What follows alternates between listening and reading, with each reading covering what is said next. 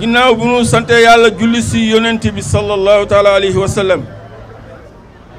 man Omar Diouf président ASC Kawsara ma représenté fii tey ASC yi nekk ci Grand Yoff yëpp fukki ASC yi ak juróom ma ñëw di wax ci seen tur di wax ne fukki ASC yi ak juróom xam naa ku lim juum sax waaye nag wala doo matal ñu ngi gërëm ginnaaw bu nu gërëmee zone 7B bi nga xam ne nii moo yilif lépp li nga xam ne nii mooy nawetaanu Grand Yoff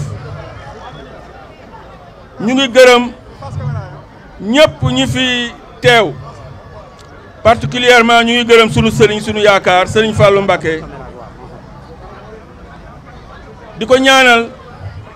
li nga xam ne nii moom la mébét ci sport bi mébét ko ci yoon wi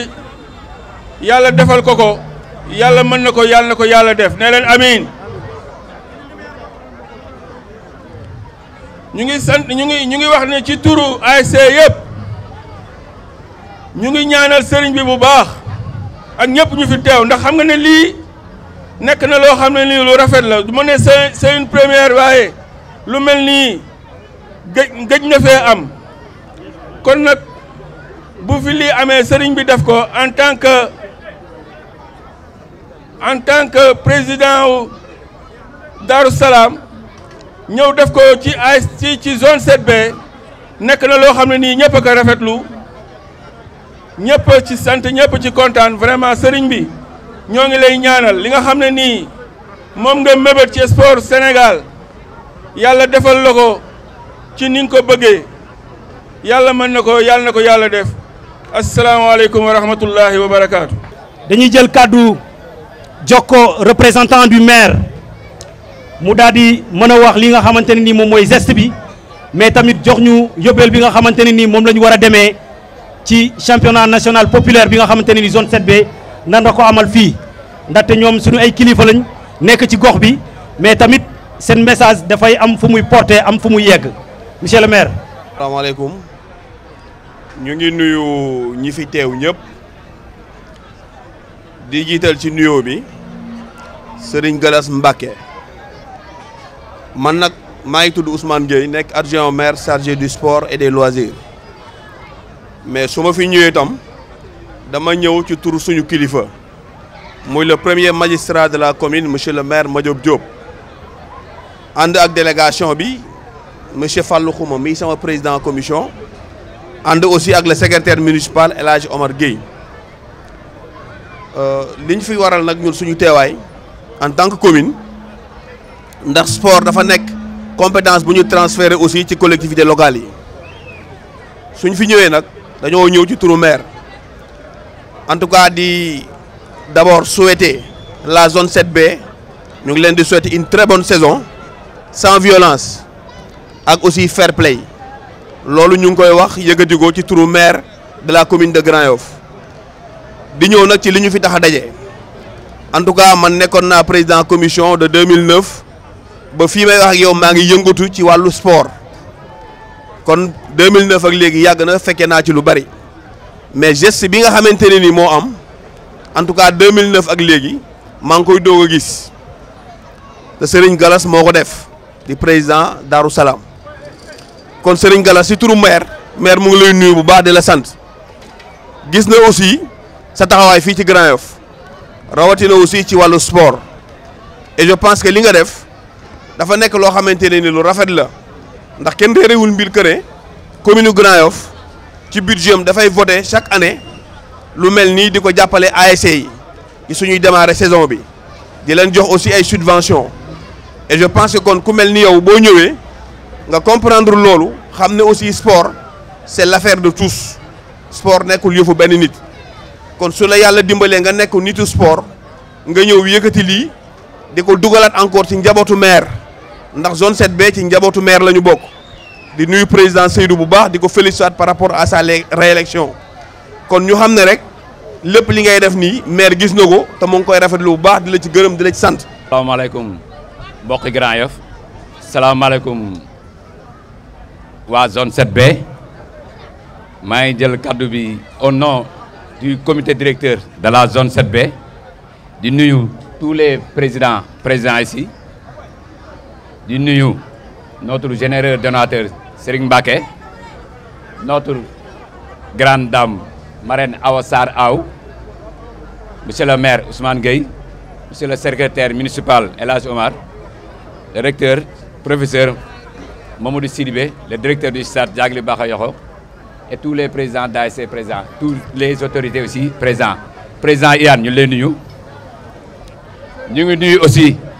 tous nos charmantes jeunes demoiselles OGF de la zone 7B.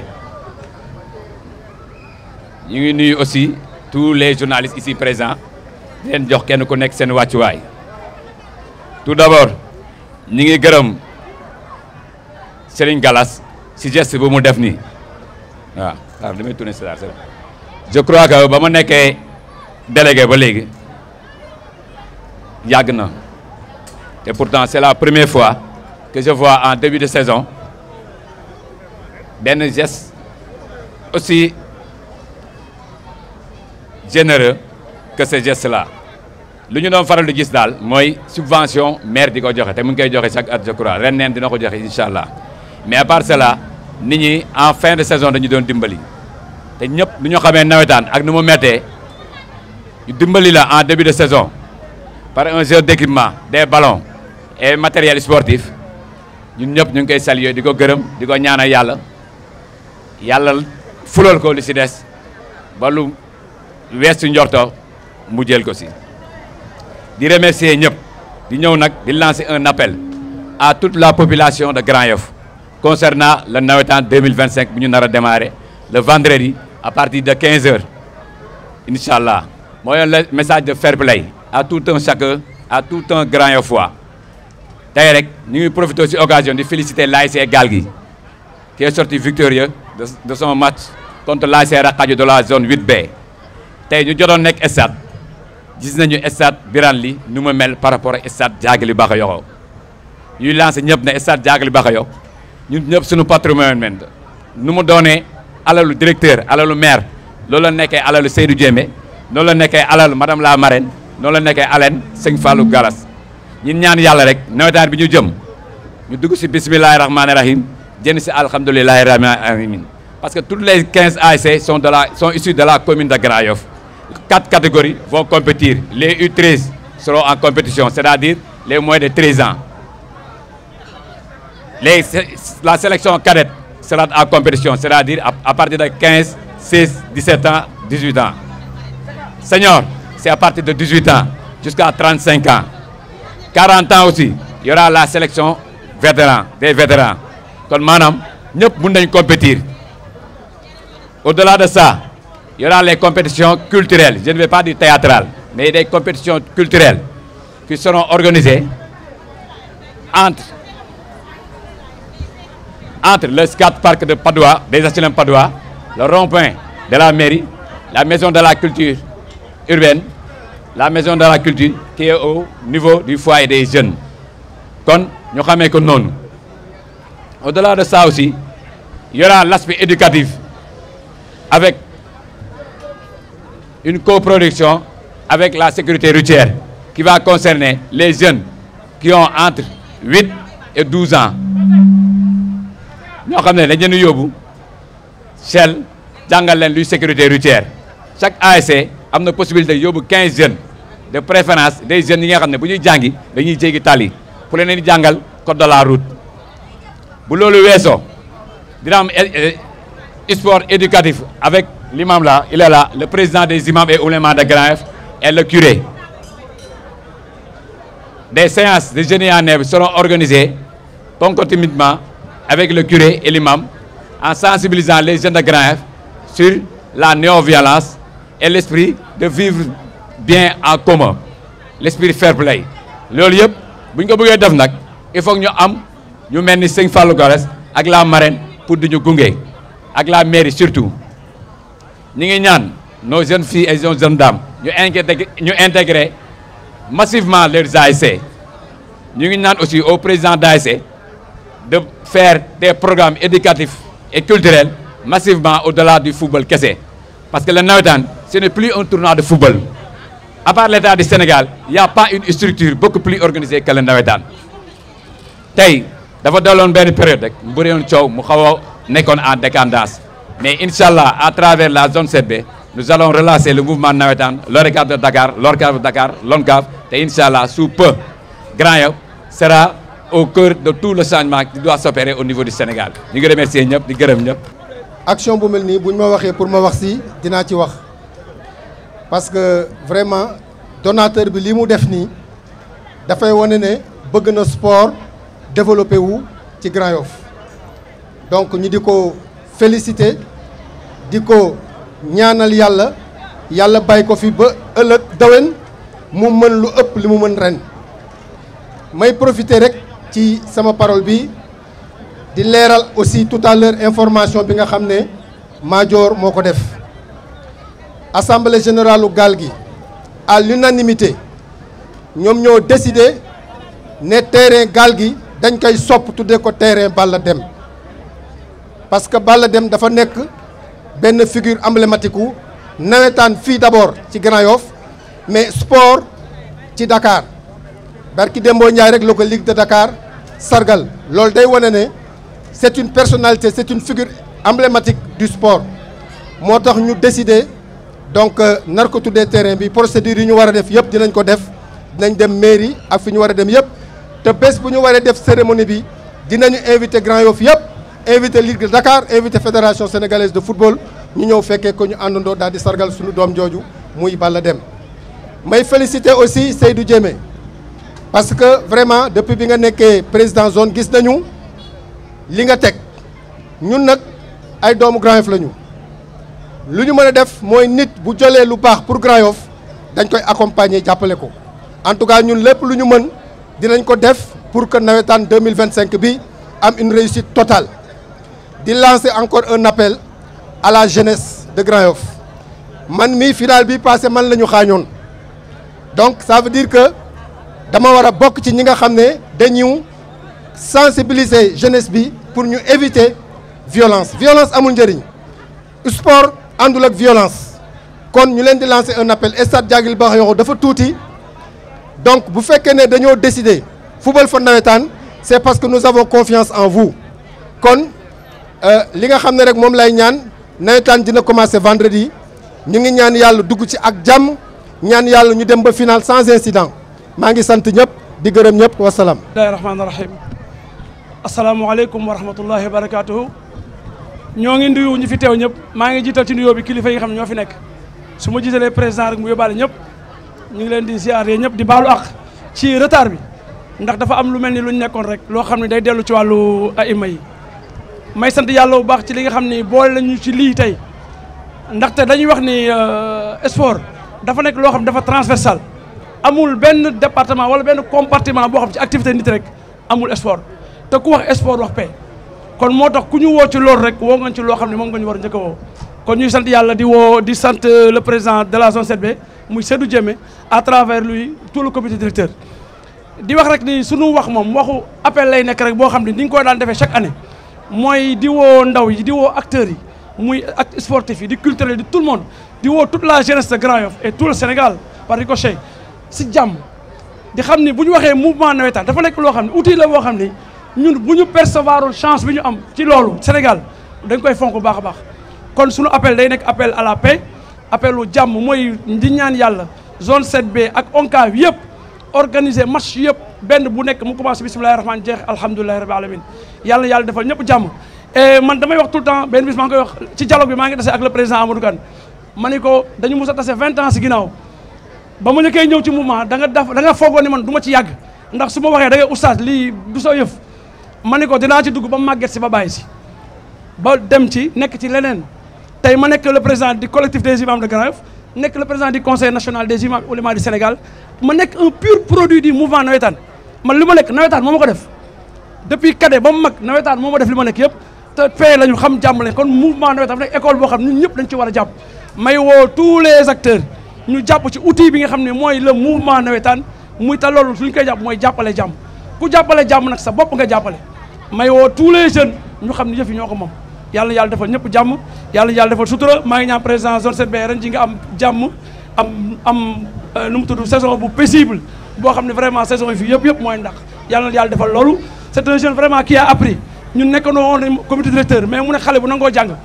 ba vraiment bi ñu ko joxee tamit zone 7B ren ji fu mu xam ni nit war na ko ci mun xalaatal dara dafa ñëw laaj la xalaat mu nekk koo xam ne il est très ouvert ñu ngi koy ñaanal yàlla may ko ndam à travers du tout le comité directeur ngeen xam nag nous sommes toujours membres de la zone 7B nekkuma ancien membre mais je suis toujours membre de la zone 7B asalaamaaleykum wa rahmatullah et puis am nañ ci ren ay activités yoo xam ni on va le faire avec le curé avec la zone 7B pour wax la ni ñun ñu ngi si biir quoi à 100% incha allah. maa ngi nuyu ñu fi toog ñëpp di rafetlu initiative bi sëñ bi def parce que yàlla dafa def sëñ Galas yàlla boole ngoog man. donc moom mu gëm développement local mu gëm tey lépp lu mu war a def da ko war a jox ay entreprises sénégalais yu nekk fii man nag ma yeewoo Grand Yoff donc dëkk presque ñoo bokkee fu ñu dëkkee mais li si ëpp solo initiative dafa nekk initiative yoo xam te ne dafa nekk lu am solo di wax ne moom dafa nekk koo xamante ne du may wax ci moom defe naa day nekk loo xamante ne day gën a gudd parce que temps bi duñu ko may di wax ne gis nañu bu baax li muy def ci football mais yemul ci moom rek mais da koy yaatal moo tax tey initiative yi bi ma woowee bi muy commandé nekk fi woon sax mun naa ne mënoon na tal leneen mais yàlla dafa def mu woo ma fu sori mu ne ma dama bëggoon nga defar ma ay maillot pour ASC yëpp donc di wax ne initiative yi initiative am solo la di nuyu autorités yu fi nekk yëpp di nuyu Idramé muy sama rak di sama xarit donc di ko féliciter ci victoire bi bu ñu bokk ñun ñëpp di nuyu Iyane di sama xarit di nuyu Jo Samba ak délégation bu mu ànd yëpp di leen wax ne ñun ñëpp Dakar la rek parce que li ñuy def lépp pour intérêt wu Dakar la di leen wax ne fii ñëpp a gagné te moom mii tey am na loo xamante ne yàlla def na démb ñoo ci doon waxtaan te moom chaque jour mooy suñu kilifa muy sëñ Galas lépp lu muy wax lépp lu muy def day bëgg boole Dakar te bu ko neexoon mu bañ ko def fii donc di leen gërëm di leen sant di gërëm waa Grand Yoff bu baax di wax nag man HLM Grand Yoff laa dëkk président bi xaw ma ko mais man du may supporter ren HLM Grand Yoff laay supporter jërëjëf.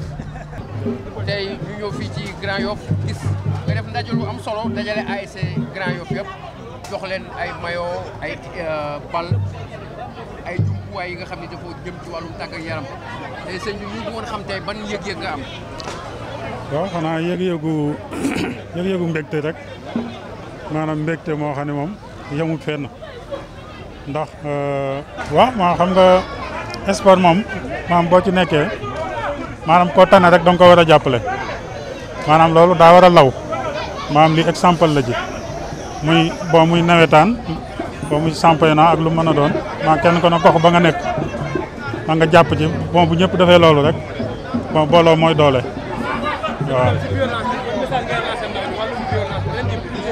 waaw xam nga violence moom maanaam mooy li nga xam dañ koy ñaan maanaam ñu suyee maanaam li naan zéro violence waaw parce que violence amul njëriñ ci sport day boole bon luy boole nag laajut violence loolu maanaam képp koo xam ne porteur de voix nga da nga cee war a wax maanaam mu nekk loo xam ne da war a jee ci sport waaw ñu ngi ciy ñaax ndaw yëpp maanaam kenn ku nekk maanaam nga bañ a dugg ci ay violence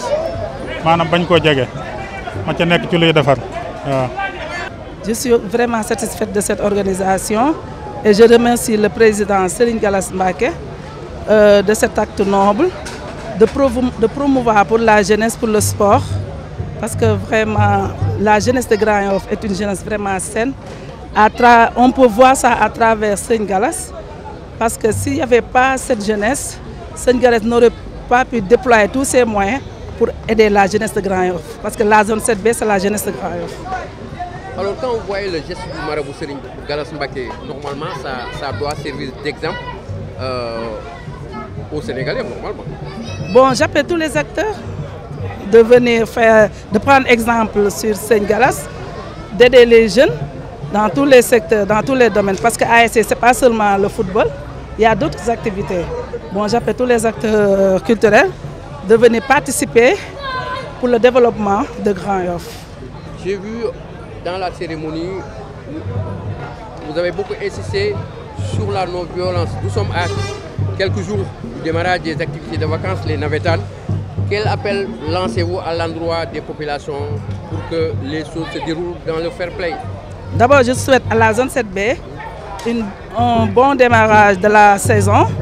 avec zéro violence. Je lance un appel à la jeunesse de Grand Yoff parce que nous ne sommes pas dans un mouvement de violence. On a des mouvements navétanes. Ça se passe pendant les vacances. D'ailleurs, c'est une date très limitée. C'est à partir de juillet à octobre. Donc après la finale, les élèves vont rejoindre les classes. Peut-être que la compétition va continuer au niveau des départements et national. Donc je lance un appel de solidarité, de paix, de stabilité. Et je me porte comme marraine de cette saison de zéro violence. Comme je l'avais dit chez moi, lorsque j'ai reçu la délégation de la zone 7B. Avant tout, da ngeen ne Seigne Gallas. Donc kon moom portrait pour ñun d'abord. Parce que c'est Seigne Gallas Mbacké. Suñu sëriñ la d'abord. Nekk suñu kilifa di ñu teete. Donc man sentiment bi may am lu dul kontaan rek. Di ko ñaanal yàlla li mu mën ren yàlla na mën li ëpp loolu déwén. Di wax jeunesse bi aussi ñu jàppale ko parce que moom it li muy def nii mu am ci ndam. Parce que bu violence amee rek presque li mu def dañ naan c'est zéro. Parce que dañ naan kon peut-être que participer na si loolu. Donc pour ñun aussi ñu mën ko aider. Lii mu def moom mu sentir si une fierté. Je lance un appel de zéro violence. Je me porte comme ambassadrice de zéro violence pour les navétanes de 2025 de la zone 7B de Grand Yoff. Ben appel ngay lancé également parce que Serigne bi li mu def dafa war a servir d'exemple à tous les Sénégalais. Dugal loxoom ci poosam di jàppale monde sport bi notamment la jeunesse sénégalaise. Bon appel ngay lancé population bi également ñu topp tànk yi Serigne bi di jàppale la société sénégalaise. Bon, maa ngi lancé appel rek si acteurs yi yëpp parce que Seigne Gallas kese nekku fii peut-être que moom la yàlla dogalagum mu am accès si jeunesse bi di dimbali jeunesse bi mais y a d'autres acteurs te ñu ngi fii ñu ngi ñuy suivre ñu ngi ñuy gis ma leen di ñaan aussi ñoom aussi ñu ñëw dugal ci seen loxo jàppale jeunesse bi jàppale xale yi parce que navétane saison bi dafa guddul mais dafa laaj ay moyens am na ay frais. Donc may demander ku nekk rek nga dugal ci sa loxo parce que à travers navétane yi ci la ñuy mën a am des joueurs yoo xamante ne on peut les coopter comme des professionnels te bu ñu leen coopter comme des professionnels ils peuvent aller partir jouer à l'extérieur. Donc te xam nga ne ku dem jouer ji à l'extérieur mën naa na wax ne day jëriñ njabootam te donc kon lii Serigne Gallas di def nii ci éducation la bokk ci yar la bokk ci jàngale la bokk. te ku jàng boo paree di nga tari te boo taree dina la amal njariñ kon may ñaan ñëpp bépp acteur bu nekk fii à Grand Yoff ak bépp acteur bu yëngu rek nga jàppale jeunesse sénégalaise bi ci sport bi parce que sport bi vraiment am na njariñ te am na fu mu mën a yóbbu Sénégal.